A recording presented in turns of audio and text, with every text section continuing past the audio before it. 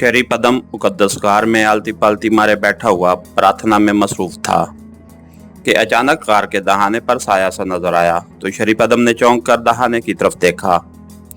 दहाने पर सुर्ख रंग की कमांडो यूनिफॉर्म में एक आदमी अंदर दाखिल हो रहा था और शरीफ अदम उसे देखते ही पहचान गया कि ये महापुरुष का चीफ महाशय है। क्योंकि महापुरुष तंजीम शरीफ अदम ने ही कायम की हुई थी, महाशय ने इंतहाई मुअद्दबाना अंदाज में प्रणाम किया और फिर दो जानू होकर शरीफ अदम के सामने बैठ गया। उसकी नजरें झुकी हुई थीं। क्यों आए हो बालिक? शरीफ अदम ने कहा। महागुरु पाक एशियाई जादूगरों ने मेरा तमाम सेक्शन जो मैंने सुनारी जंगल में उनके खात्मे के लिए लगाया हुआ था हलाक कर दिया है। और महागुरु, ये लोग बहुत बड़े जादूगर हैं। ये जब चाहें किसी की आवाज़ और लहजे में बात कर लेते हैं और इन्होंने जादू के जोर से मेरे आदमियों को हलाक कर दिया है, जबकि मेरे आदमी इंतहाई तरबियत याफ्ता थे।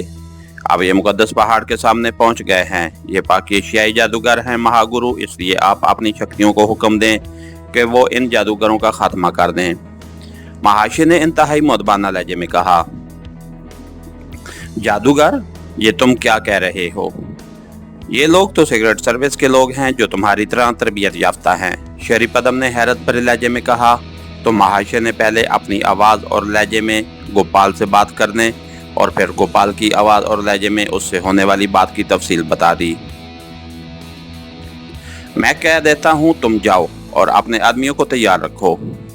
अगर ये जादूगर हैं तो हमारी शक्तियाँ उन्हें मुकद्दस पहाड़ के करीब जलाकर राख कर देंगी, और अगर ये जादूगर नहीं हैं तब भी जैसे ही ये मुकद्दस पहाड़ में दाखिल होंगे हमारी शक्तियाँ उन पर टूट पड़ेंगी। शरीफ अदम ने कहा। महागुरु की जय, महाशय ने मुसरत भरे लहजे में कहा और एक बार फिर प्रणाम करके वो उठा और मुड़कर तेजी से वापस चला गया। शरीफ अदम ने आंखें बंद करके मुंह ही मुंह में कुछ पढ़ना शुरू कर दिया और फिर उसने बंद मुट्ठी को जोर से अपनी रान पर मारा तो गार में किसी चीते की सी गुर्राहट की आवाज उभरी और दूसरे लम्हे एक भयानक शक्ल और दरमियाने कद का आदमी तेजी से एक कोने से निकलकर शरीफ अदम के सामने आकर बैठ गया और उसने अपना माथा जमीन पर रख दिया। फलोक हाजिर है आका, उस आदमी ने कहा, लेकिन उसके लहजे में चीते की सी गुर्राहट थी। फलोक, हमारे दुश्मन मुकद्दस पहाड़ काशान तक पहुंच जाने में कामयाब हो गए हैं। हमारे मुहाफिजों के सरदार महाशय का कहना है कि वो जादूगर हैं। तुम बताओ कि हकीकत क्या है? शरीफ अदम ने तेज लहजे में कहा। आका, आने वाले जादूगर नहीं बल्कि आम आदमी हैं, लेकिन वो इंतहाई तरबियत याफ्ता और ज़हीन हैं, इसलिए आपके मुहाफिज उनका मुकाबला नहीं कर सके। फलोक ने जवाब देते हुए कहा। हम उनका खात्मा चाहते हैं, अभी और इसी वक्त। बोलो, कौन करेगा ऐसा? शरीफ अदम ने कहा। आका, उनके पास रोशनी का मुकद्दस कलाम मौजूद है। जब तक उनके पास वो कलाम है उनके करीब आपकी कोई ताकतवर से ताकतवर शक्ति नहीं जा सकती। आप अपने मुहाफिजों से कहें जो आम आदमी हैं कि उन पर बेहोशी तारी कर दें और फिर उनकी जेबों से रोशनी का कलाम निकालकर अलहदा कर दें। उसके बाद आप उनका खात्मा करा दें। फलोक ने कहा। क्या रुकावट सिर्फ रोशनी का कलाम है या कुछ और भी है? क्या उनकी अपनी शक्तियां नहीं हैं? शरीफ अदम ने कदरे हैरत भरे लहजे में कहा।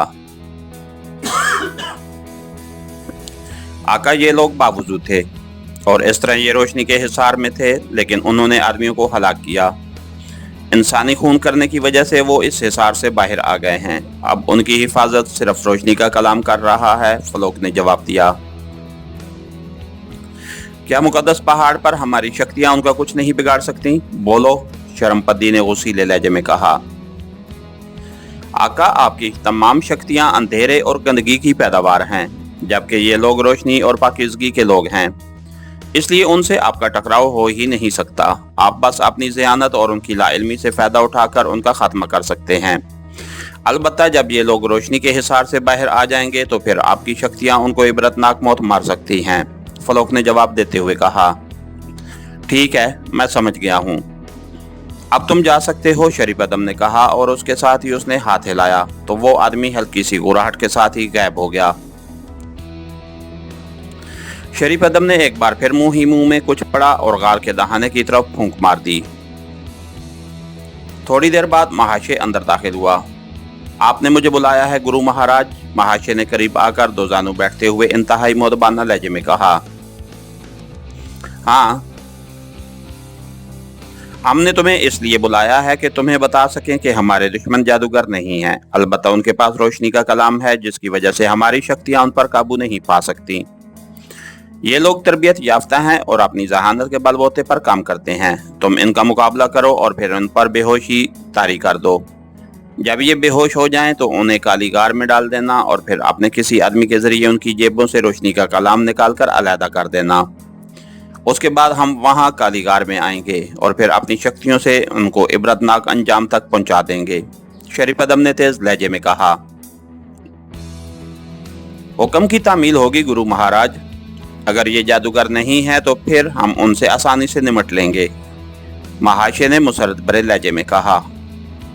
हाँ, जाओ और अपनी जहानत इस्तेमाल करके उनको बेहोश करके कालीगार में पहुंचाओ और फिर उनकी जेबों से रोशनी का कलाम निकालकर मुझे इतला दो, शरीफदम ने कहा। अगर आप इजाजत दें गुरु महाराज तो हम खुद उनका खात्मा करके उनकी लाशें आपके सामने ला रखें, महाशय ने कहा। नहीं, मैं उन्हें इंतहाई इबरतनाक अंजाम तक पहुंचाना चाहता हूं, इसलिए जैसे मैं हुक्म दे रहा हूं वैसे ही तुम्हें करना होगा, शरीफदम ने गुस्सीले लहजे में कहा। हुक्म की तामील होगी महाराज, महाशय ने लरजते हुए लहजे में कहा। जाओ, शरीफदम ने कहा तो महाशय ने प्रणाम किया और उठकर गार के दहाने की तरफ बढ़ गया। इसके साथ ही हमारी आज के एपिसोड का इख्तिताम हुआ। कहानीकार चैनल को लाइक कीजिए, सब्सक्राइब कीजिए और बेल आइकन को प्रेस कर दीजिए ताकि हर आने वाली नई वीडियो आप तक बर वक्त पहुंच सके। शुक्रिया।